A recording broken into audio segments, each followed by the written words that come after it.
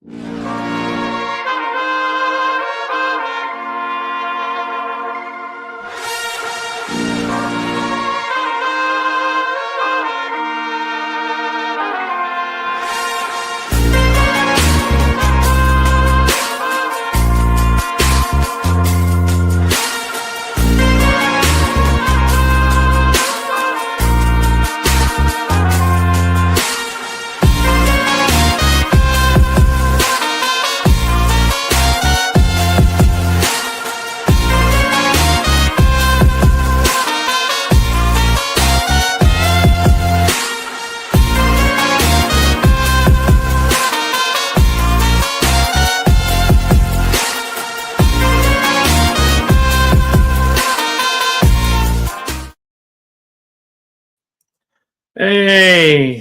it's Sunday, everybody. Welcome into the Sunday night postgame show.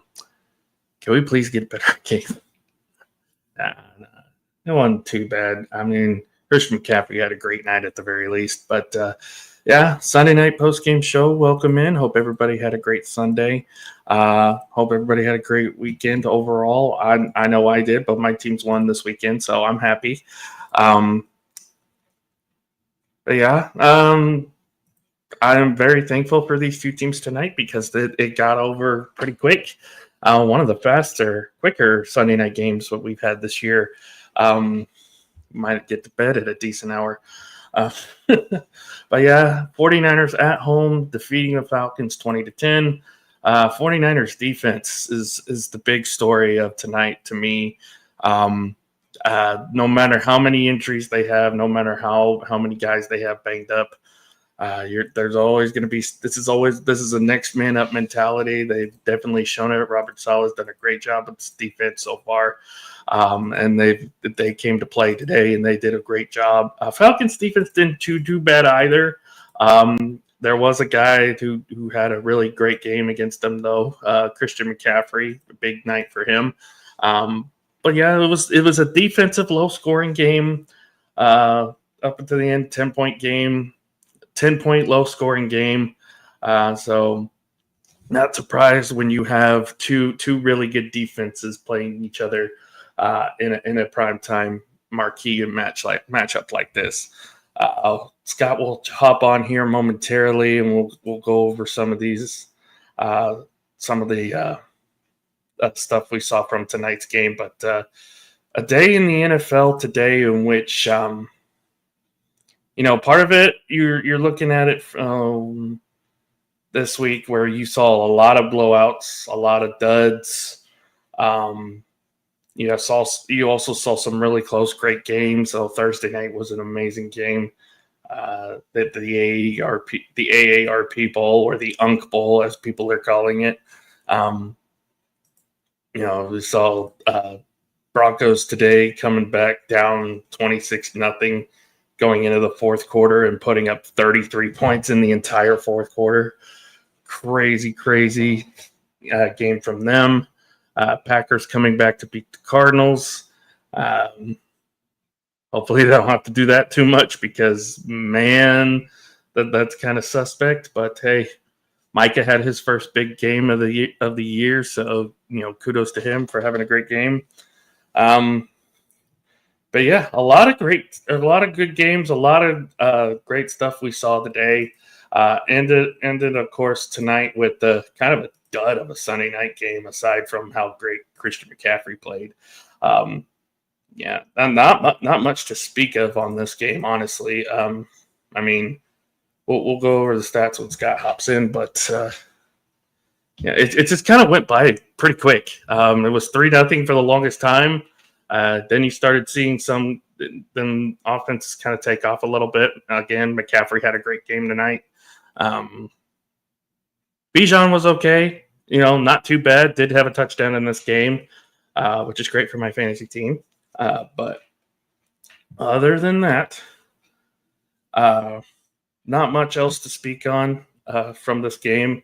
Going over some of the stats here, we'll look at Atlanta first. Michael Penix, 21 of 38, 241, a touchdown, and also did have a fumble. He was sacked twice.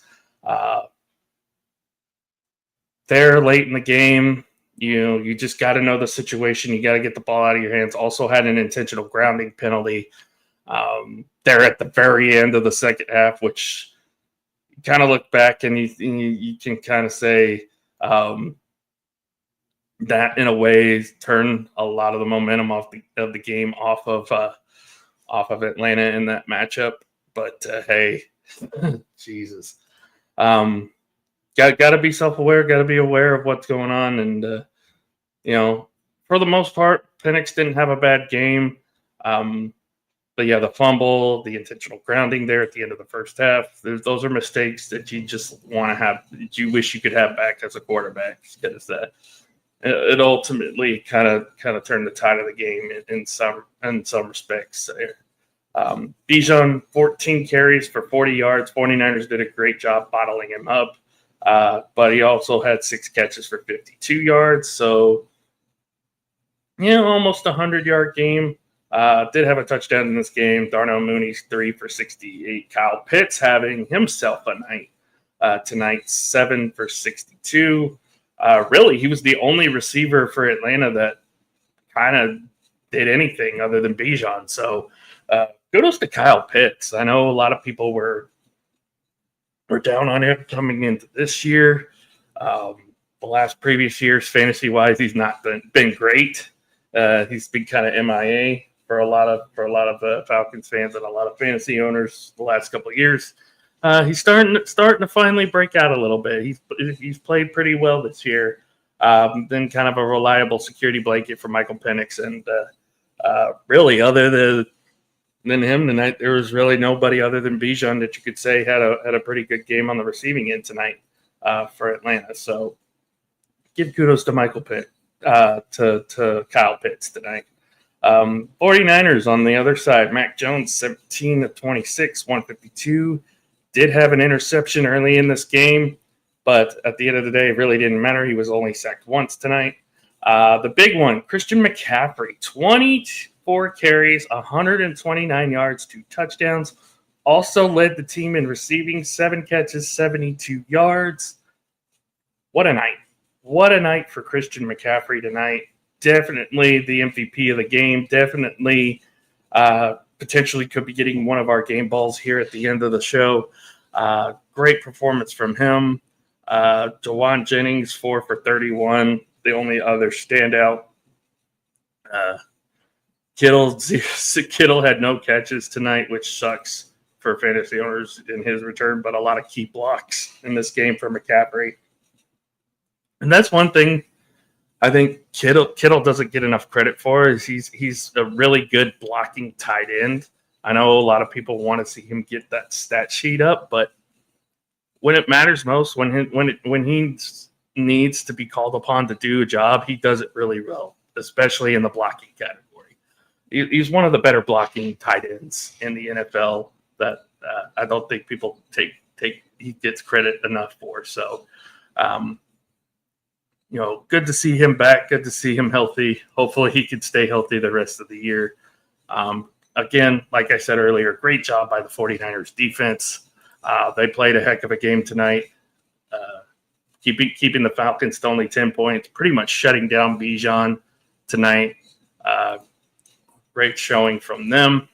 Looking at the schedules that they got coming up, the Falcons home game here next week against the Miami Dolphins. The struggling, and I mean struggling, Miami Dolphins. Like, ugh.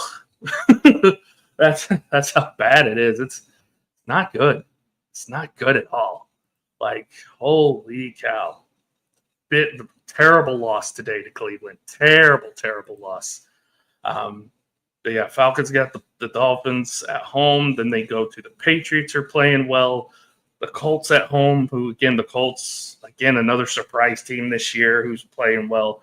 Carolina, you could say, is up there in the surprise team categories.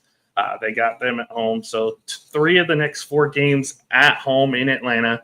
The tough one's going to be going to New England, as is for anybody at this point. Going to New England is going to be a rough get-go here. looking to see when their bye week is. I think they got a late bye. I think they've already had their bye week this week, if I'm not mistaken. Yeah, I think they've already had their bye week. So, they're 3-3. Carolina's 4-3. So, yeah, I believe they've already had their bye week. So,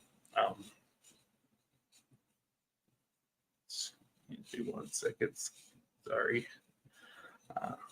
Very unprofessional right now. But yeah, so yeah, you're coming off a bye week. It did not look great tonight. Offense couldn't really do anything. Defense didn't play bad. It's just, again, your offense couldn't get you points, and kept giving the ball back to San Francisco in key spots. So,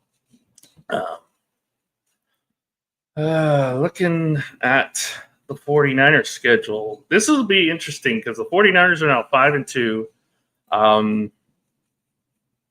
Even with all the injuries, even with all the problems that they've had, they've still looked pretty decently here the last few weeks. They still look like a really good team. You got 2 road games. 2 of their next 3 games are 3 of their next 4 games, I should say, are on the road. They go to Houston, to the Giants. You got the big one against the Rams at home, and then go to Arizona over the next month. So, interesting setup. We know. I'm not sure what to think of the Texans just yet. I know their defense can play pretty well, but I got to see what we'll know a lot about them come tomorrow night. Giants, scrappy team. If not for their fourth quarter blunder, they probably win today against the Broncos in Denver. But that, again, bad fourth quarter loss there for the Giants today. Rams at home. Rams are a great team so far. 5 touchdowns from Stafford today in London, the most in an international game by a quarterback. And Arizona, man,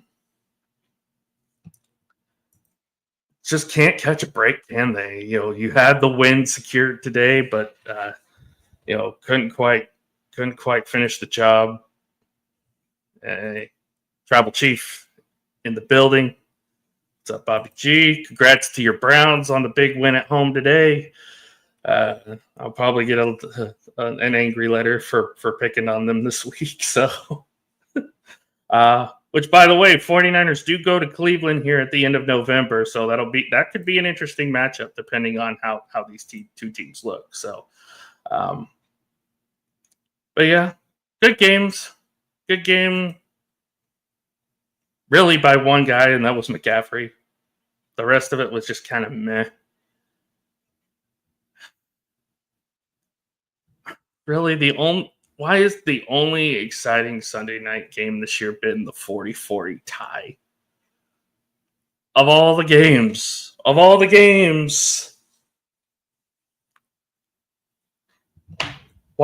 is it the 40-40 tie?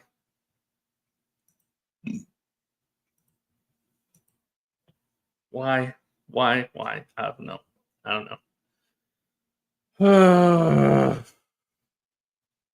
What else happened in the NFL today? Oh, yeah, the Raiders stink. Dolphins stink. Jets stink. The Falcons stink. Two stinks. Jesus. What are you doing? To go to bed early tonight.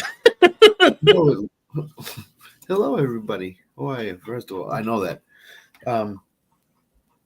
What are you doing? You got 2 talents, top 10 talents, top 20 talents in the NFL. Drake London, Bijan Robinson. And Drake London, 4 catches, 42 yards. 6 missed targets. 4 of them were uncatchable, basically. So I don't know what's going on. They didn't learn their lesson for what they did against Buffalo last week. I know Donnell Mooney came back, but it's like, what are you doing? What an awful game. Oh, yeah, it was not great. Other than McCaffrey, who, apparently today is National Running Back Day. So kind of expected that, I guess. Thanks, George Kittle, for continuing to add all these position holidays to the NFL. Yeah. Yeah, where was George Kittle tonight? Anybody see him by any chance? No Cotton. Again. Perfect. It is perfect on the 1 p.m. game. Should have put a ticket in. Yeah, Nick Bodkin said on the LTS show chat that 7 1 p.m. favorites, 7 wins. All the favorites won in 1 p.m. slot. So, yeah, if you put a ticket in, just played all the favorites, you'd have won. You'd have hit a 7-leg parlay. So, congrats. How about the Browns today? How about Cleveland? Quinshon Judkins. What a game from him today. Fire Mike McDaniel. Fire. Mike McDaniel. Do you see what happened after he had put Quinn Ewers in 3 and out, and the minute Quinn Ewers came back to the bench, didn't even acknowledge him. Nah, I mean he's lost his team. He's completely lost his team. I mean Cleveland is not that good. Cleveland is they're okay. They got a great running game. Their receivers are, Jerry Jeudy leads the league in drops, I think. Isaiah Bond nowhere to be found. Harold Fannin today. I know the weather was not great in Cleveland, but still, 31 to good defense though. Yeah, great defense, and they're coming to Foxborough next week, so it's great. Just what Drake May needs. See that defense. Yeah, they're not 31-5 good over Miami. I don't think Miami is just that bad. Like I can't even fathom how bad really the Dolphins really are. Like, would it shock you if Mike McDaniel's fired tomorrow? Would not shock me a bit. He should be fired now. Honestly, yeah, like I agree.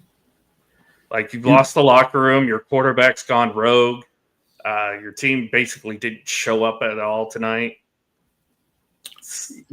Yeah, and I watched the Tua press conference on YouTube, and a lot of his answers were, "It's what the coach called. It's what the coach wanted." So he's not even answering questions as to why his feelings. He's just saying that's what the coach wanted. It's what the boss wanted. So I think he's done with McDaniel. I think that whole team is done with McDaniel. I think it's time that they get rid of him. Yeah. Well, at the very least, they didn't give up 33 points in one quarter. Come on, New York. What are you doing? So there's an old saying. It has been a saying I've heard for 2 years. 10 million things have to go right in order for the result that can come through. And you have to get all 10 million things correct. And if the Giants had done one thing differently, Denver doesn't win that game. And they didn't. And the Giants left too much time on the clock. And Bo Nix, who did not look great up until the middle of the third quarter, late third quarter, looked like Joe Montana in the fourth quarter. So it's unbelievable. Giants are going to giant. Like we talk about the Chargers, the Giants are going to giant.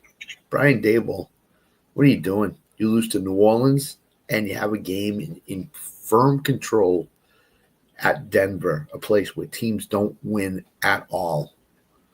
Yeah, I think that goes for pretty much every team in the NFL. You're as good as quarterback play is for that day. Dylan Gabriel didn't play a bad game today at all. He was pretty efficient today. So no, and what they're asking him to do is not more than he can handle. I mean, he's doing what he did in college. Throw the ball close to the line of scrimmage, not way down the field, 30 yards all the time, and let his players do the work. And he's going to run back. It helps when you have a running back like a Quinshon Judkins who can and I'm sure, I know Bobby can say this. I've heard many Cleveland Browns fans say this, run the damn ball. You have a great running back. Again, run the ball, Kevin Stefanski, for the love of God. Yeah, you threw 58 times against Pittsburgh. You can't do that. You lost the game. And today you didn't throw nearly as much. And the game plan called for Judkins to run the ball over and over and over again. And he did what the game plan called for. And when coaches do that and don't get dumb and stupid, you're going to win games in the NFL. And Kevin Stefanski won a game in the NFL. He just didn't overthink things. There you go. Plus 7 turnover and that margin. helps too. And that helps too. So has to just take care of the ball. Yeah. I would agree. I think the Patriots are going to have a tough time with that defense next week because that's what Cleveland is in Foxborough. So I personally think that Drake May hasn't turned the ball over. I think next week he might turn the ball over once or twice with that defense. And Dylan Gabriel, if they don't try to do too much, will keep the Browns in the game. Mm-hmm. Mm-hmm. Speaking of quarterbacks that have been balling out lately, how about Dak Prescott? Not trying to push my own narrative here, but 13 touchdowns, no interceptions in the last 4 games. They are 1-1-1. They were 2-1-1 in those games, mostly because their defense can't defend anybody. But you finally saw today, if the Dallas defense plays any semblance of defensive football, Cowboys are not going to be easy to beat. I would agree. I would agree. Also trade Trayvon Diggs. So should Dak be in the MVP conversation? Yes.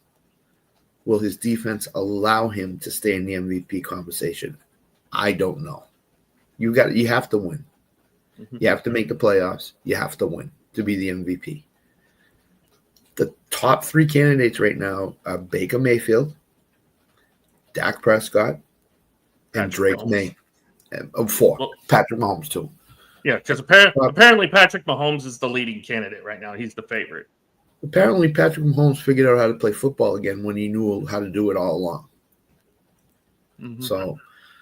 So the top 4 are Mahomes, May, Dak, and Baker. And what do those guys have in common? They're quarterbacks. And what is the MVP? It's a quarterback award. So I know Jonathan Taylor's been phenomenal. He'll win Offensive Player of the Year. He will not win MVP.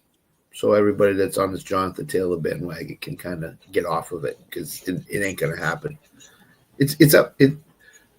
So when you go back in the MVP winners, the one thread they have in common is they were 1 or 2 seeds in the playoffs. And that's what you need to be. And does Dak deserve serious consideration? Yes. Is he playing at a level that we haven't seen Dak play at before? Correct me if I'm wrong, Alan. Didn't we see him play at this level at the beginning of last year? Or similar we saw this 2 years ago. We saw this two years ago when they had a good defense. He was playing like this, Right. And people want to say the MVP is a stat award. If the MVP is a stat award, Dak Prescott would have been MVP 2 years ago. No doubt. And if it's a stat award, Lamar Jackson would have won it last year. Right. So there's a lot of factors, and I know the writers are still who they've been for years now. Yep. So there's a lot of factors that they take into when it comes to MVP.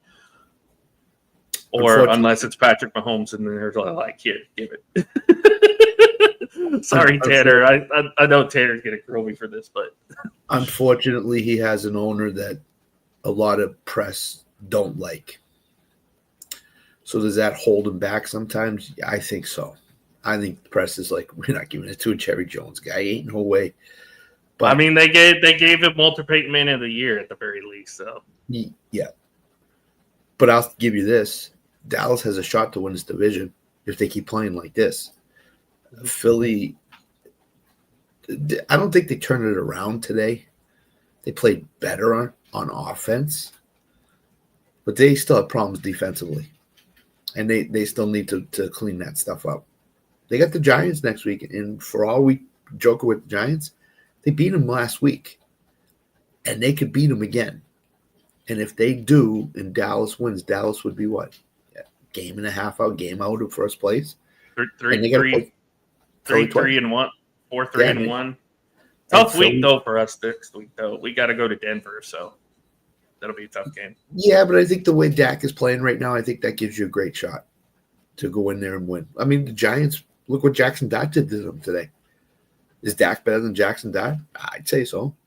So and hey, you could see a 70-yard kick with that elevation in Denver next week from Brandon Aubrey. I actually thought he was going to let Aubrey try a 67-yarder today.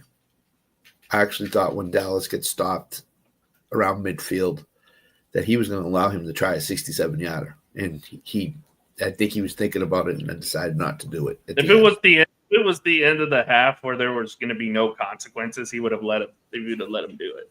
He kicked the 61-yard field goal that would have been good from what, 75 80 today? 80. It would have been good from 80. I mean that's insane. That's insane. So yeah, he's got the most 60-yard field goals in NFL history. What did I say a couple of weeks ago? He's the ultimate weapon in the NFL right now because he can kick it from anywhere. He can kick it from 95 yards and probably make it. So it's insane what this guy is. He could kick it from Fort Worth. Still, yeah. He could kick it from outside your house and make it probably. Probably, yeah, probably. He's the ultimate weapon in the NFL. And I said this on another show tonight, Scott, too. Just think 3 years ago he wasn't even in the NFL. He was sitting on his couch at home. Yeah. There was the talk of kickers missing all those field goals. And I think his wife lately looked at me, it's like, you can do that. And kudos to Jerry for picking up the phone and calling him and saying, hey, we'd like you to come in. Yeah, he tried out with the Birmingham Stallions. Won a championship with them, I believe. Was a great kicker for them. Jerry's been poaching talent from the USFL, the UFL lately. That's how he got Turpin. That's how he got Aubrey. A couple others. Took a chance on him, and now he's one of the better kickers in the NFL. Yep. Yep. Agreed. But yeah, great matchups today. Some were duds. Great showing from your quarterback today. Drake May did really well in Tennessee. Titans looked better under Mike McCoy. Still not the best, but at least it's a little better. Here's a good question. Does Raheem have the marbles to bench Penix and start Kirk Cousins to save the season? No. He won't start Kirk. I don't know why, but no. I think Raheem looks at the Buffalo game last week and says, that's the guy that we could have. And then he goes to San Francisco this week and it looks like the guy that he's looked like through most of his NFL career so far. I don't think he'll bench Penix for Kirk. I think he would rather lose with Penix than win with Kirk. For whatever reason it is, Kirk Cousins gives you a better than even chance to win games. They got Miami at home next week too. So, well, again, the game plan is going to be let's just run the ball and run it and run it and run it. Because Miami can't stop the run. Miami cannot do that. They've proven it the last 3 weeks that they cannot stop the run. Right. You let Dowdle go for 200. Quinshawn had a big game today. Bijan's probably going to have a big game against them next week. So, yeah. Yeah. So, what these coaches think when they're putting game plans together, I don't know. But Penix is not the answer for Atlanta. I mean, Kirk Cousins can't move behind the line of scrimmage. I get it. He's a statue. He's a Joe Flacco, so to speak. But he's got a live arm, and he gives you a better chance of winning games. And tonight, at the very least, Joe Flacco can run it for like 13 yards. Slide. Yeah. So, Bobby, I would say he's not going to start Kirk, and I'm sure he'll be asked that question in the post game and during the week, and he'll steadfastly say Michael Penix is my quarterback, and that's who's starting. They should have just traded Kirk when they had the chance to. They could have traded him to Cincinnati, got a nice package from Cincinnati, built on some draft picks, and that would have been it. But yet they want to keep him. Why? You're gonna pay him all that money to sit on the bench and do nothing? Come on, what are you doing? I mean, this is so stupid. And there's also the fact that nobody will take that contract either. I don't think. Too. I think Cincinnati would have. To be honest with you, yeah. Cincinnati called every NFL team before they got Flacco, and except the Giants. Apparently, they didn't call the Giants at all. Yeah. So, and the question from the Cleveland, from the Cincinnati GM was, what will it take to get Kirk Cousins? What will it take to get Joe Flacco? And when they found the right deal, and Atlanta said, nope, he's not on the market to trade. Why? Why? So, I don't know. Yeah. Crazy week. Game balls. Scott, who are your 2 game balls going to this week? Can you tell I'm a bitter Drake London owner, by the way? That's okay. I had George Kittle in the LTS league, and he didn't do anything for me. And I'm not even blaming Drake London for the. Although I don't think I put him in because I kept Jake Ferguson in, and well, we know what Jake Ferguson did today. So. Yeah, we know what Drake. Talk about a guy that's going unnoticed. George Pickens had a great game. CeeDee Lamb had a great game, but honestly, Jake Ferguson was probably the best of the 3 today. In the fantasy community, every show I watch on YouTube and listen to on podcasts, he's not going unnoticed. He is. Yes, the Jags have come back down to earth, and they will keep coming with it. Trevor Lawrence is not a good quarterback. Sam said it on the Fall Stat Thursdays and the LTS show before. He does not like Trevor Lawrence. He does not think he's a good quarterback, and sure enough, he's pointing it out. He's showing it. So kudos to Sam for calling this. Jaguars on a bye week this week, looks like. They've been on a bye week for the last 3 weeks, I think, haven't they? Since Kansas City won. Yeah, I mean, pretty much. Game ball, Devonta Smith. Nobody's talking about this guy. He's 183 yards today. 100 and something 2 weeks ago. Would have had well over 100 last week if Hurts didn't miss him on a long 85-yard touchdown. So he's been phenomenal the last 3 weeks. I mean, really good. Today he was supposedly locked up against one of the Vikings' best cornerbacks, and he just torched him. He just went off on him. Mm-hmm. So Devonta Smith's number 1, and I know I'm going to be a homer, and I know I'm going to sound like a homer.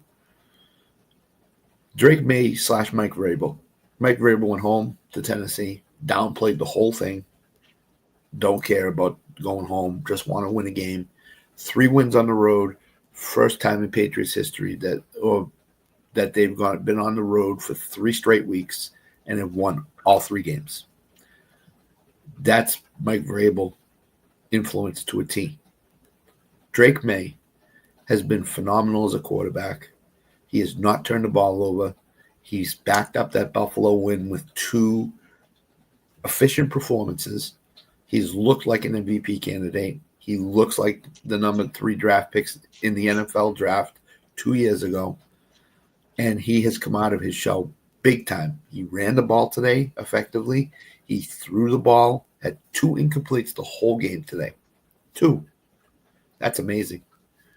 First quarterback since Tom Brady in Patriots history to have 4 games of a quarterback rating of 135 or better with 0 turnovers.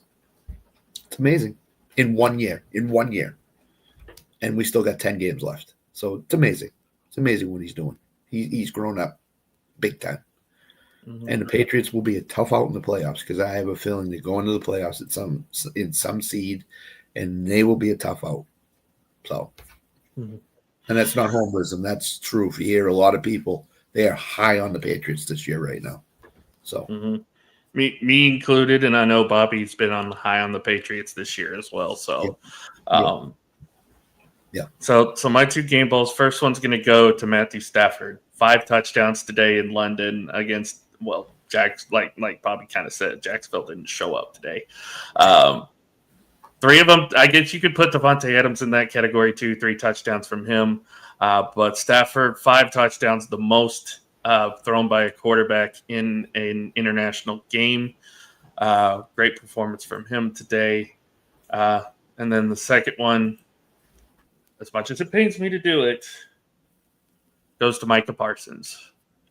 3 sacks today. Crucial one there in the fourth quarter to keep Arizona from scoring a touchdown, getting only a field goal. That ultimately helped Green Bay win that game at the end of the day. He finally showed the money that he was given.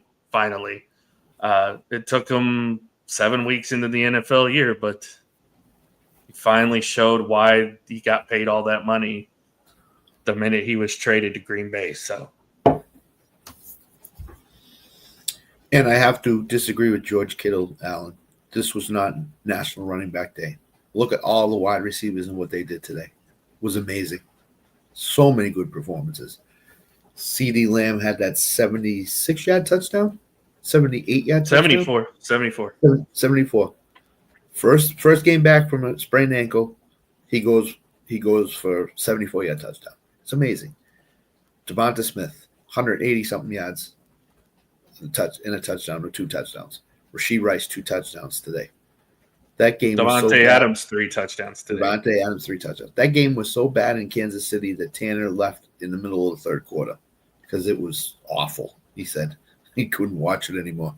Yeah. But yeah, look at the wide receivers today. It was amazing up and down the board how good receivers were today. So, and that's what the NFL has become now. And then Christian McCaffrey just did something tonight that, and Jonathan Taylor. 200 total yards for McCaffrey today. Over 200 total yards, both receiving and rushing tonight.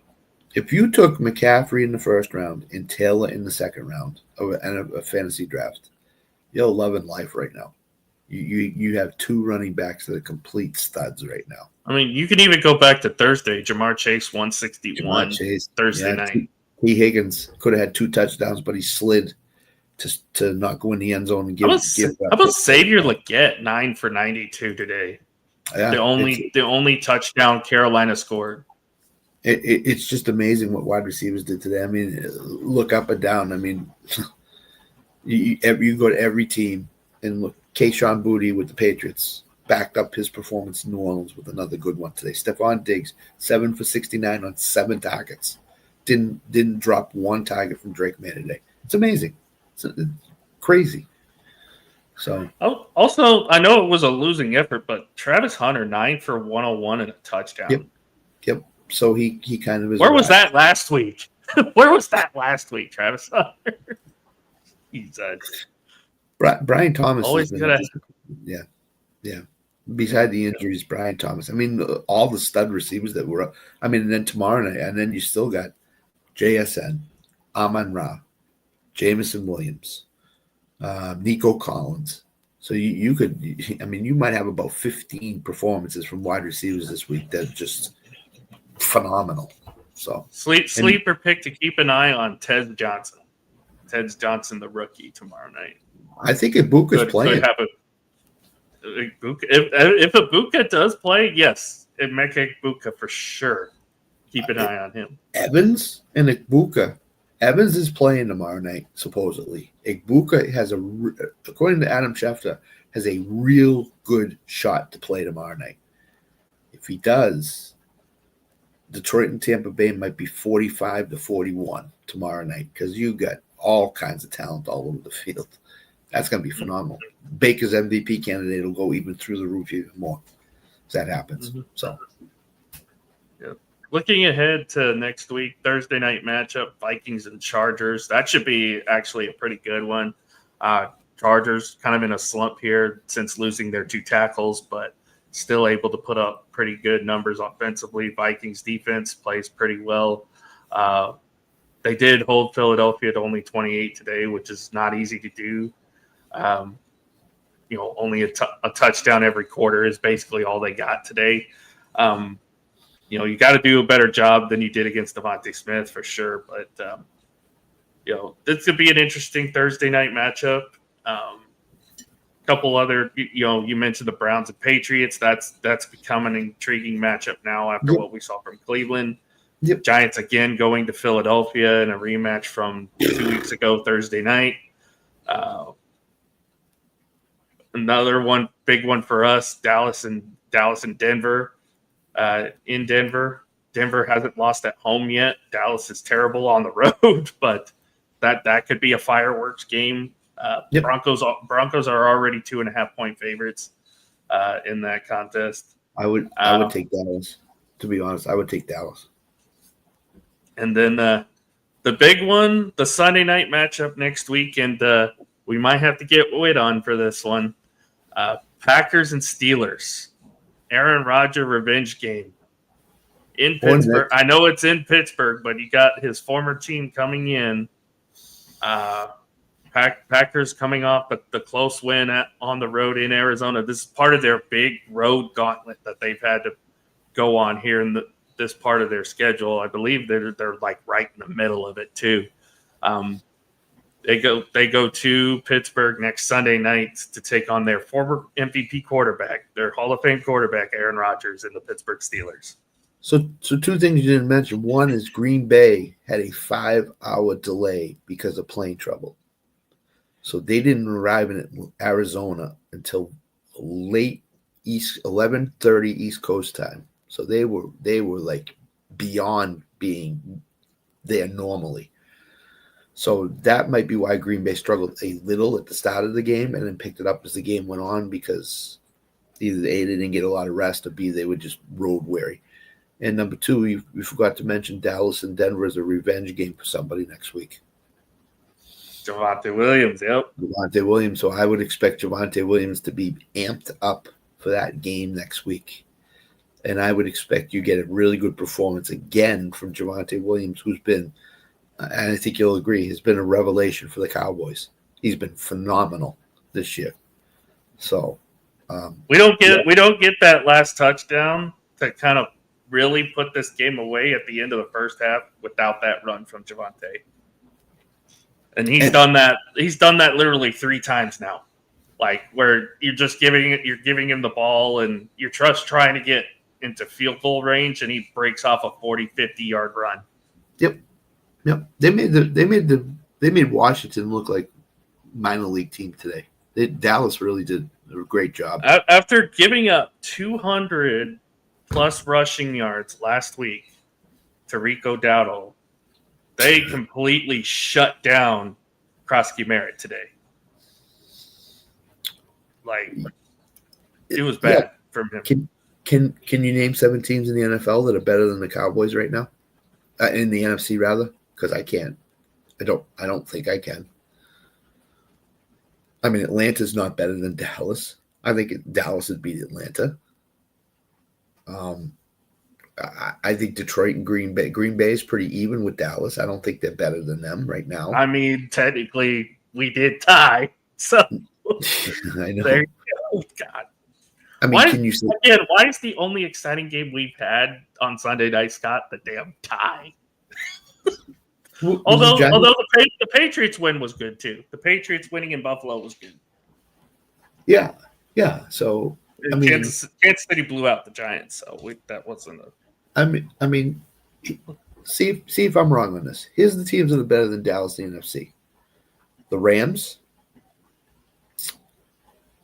Tampa Bay, Detroit. We say Philadelphia. Well, Green Bay is right on the edge. Green Bay. Honestly, I don't think Philadelphia, because if CD catches those passes, we win that game. Right. So I think we can beat Philadelphia. Honestly, San Francisco's not better than them. I don't think. I mean, they have. That'll be a tough game for sure. All right, so we'll put. I don't think we play them this year though. That's 5. That's 5. That's it. I think Dallas gets in the playoffs this year as a 6 or a 7 seed. So I think I'm not trying to give you hope because that's the inside baseball joke. Here's our next 3 games: at Denver, Arizona at home on a Monday night, and then at Vegas. You'll beat Arizona. You beat Vegas. If You you could beat probably Denver, beat Denver. Yeah, so you that what? would 3-3-1, put you 6-3-1 going 6-3-1. into a home matchup with Philadelphia. No, we'll put you at 5-3, 5-3-1. No, 6-3-1. We're 3-3-1 right now. When's the bye coming? Week 10.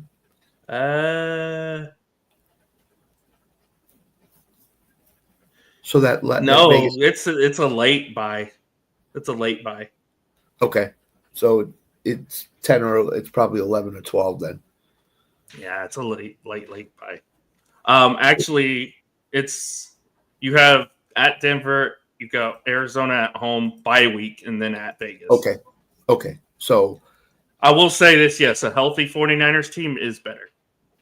A healthy 49ers team. yeah, so we're saying 5 teams in the NFC are better than Dallas right now, and that's it right now. So 6-3-1, you'll end up playing Washington again. You got Philly twice down the stretch. You would be 6-3-1 going into the home matchup with Philadelphia if you win the next 3. So you'll be fine. And that's a Fox game. Yeah, you'll be fine. You have a Monday night game, a bye week, and a Monday night game. Who made this schedule?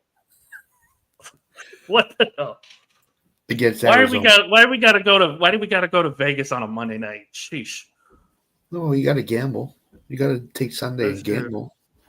Blackjack. And then you got back-to-back Monday night games, technically in 3 weeks. And then you got back-to-back Thursday night games. Well, Thursday games, because you got Thanksgiving and then you got Thursday night against Detroit. Which will be a phenomenal game. That'll be a great game. It's at Dallas. No, it's at Detroit. It doesn't matter. It's going to be a phenomenal game inside a dome. And we got Kansas City on Thanksgiving. Oh, God. Yeah, that's going to be What are you betting, Tanner? Yeah, he has to jump in the Salvation Army kettle. Oh, God. And then you got the Chargers. After we got the Vikings at home on a Sunday night, the Chargers a week after that, and then a 4-day turnaround and play on Christmas against Washington in DC, and then at the Giants to end the season. That's fine because Dallas is used to that between the Thanksgiving Day game and the Sunday before. So, yeah, that's fine. I think they're winning 9 or 10 games this year. So, I think you're going to. 10-6-1 would be great. 10-6-1. That'd be great. Which is it's attainable. It's attainable. The schedule's not good. And you'd get 2 late first-round picks out of that potentially. Then, yep, because you would get Green Bay's first-round pick. You could still find some deep talent late in the first round, though. So, plus you can package it together and move up to like 10 or 11. Teams love if Caleb Downs falls to the 20s, I will gladly take him. Absolutely, no question. I don't know if he will, but I've seen crazier things. I've seen crazier things in the NFL before. So, American Nightmare is back. The Cowboys and the Patriots. Deal with it, people. You got the new nightmare in the Chiefs, and then you got the old nightmare in the Patriots and Cowboys. We're back. Oh, Lord. Poor Sam. I mentioned it earlier. The Colts and Patriots at the top of their divisions. What year is this? 2004? Yeah, Peyton and Tom are coming back in wheelchairs to play. So they're like, "Hey guys, we got to move out. We're scheduled to go play games again." Yep. One day pass out to football. So. Yep. Scott, what you got going on the rest of this week? What is this, Monday, Sunday? Jeez, I forget what day it is. Wednesday's a baseball show. with Allen and some Grishman guy. I don't know who he is. Some guy that gives you hope. Yeah, it gives me hope. I can't wait. Hope he's on Wednesday night. But then Thursday's a false start Thursday, and then right back in, lock it in, and then right back here next Sunday night. Mm-hmm. Hopefully, should be a good game. Should be a good game next week between the Packers and Steelers. We might have Whit on too to talk about it since it is his Steelers playing. If Nick didn't have to get up early, I'd ask him to come on too, but he probably has to get up early. Who, Nick? Yeah. He might come on. He'll be watching the game. He might come on at the beginning and then pop off. So yeah, we'll see. We'll see what happens. Yep. But yeah, that's got scheduled for me. Of course, we got On the Map Tuesday night. Sam and I are going to be talking about Raw and SmackDown from this past week. Should be a good show tomorrow night. Seeing what previews we've seen. So, also good to see Ilya back. By the way, love Ilya Dragunov.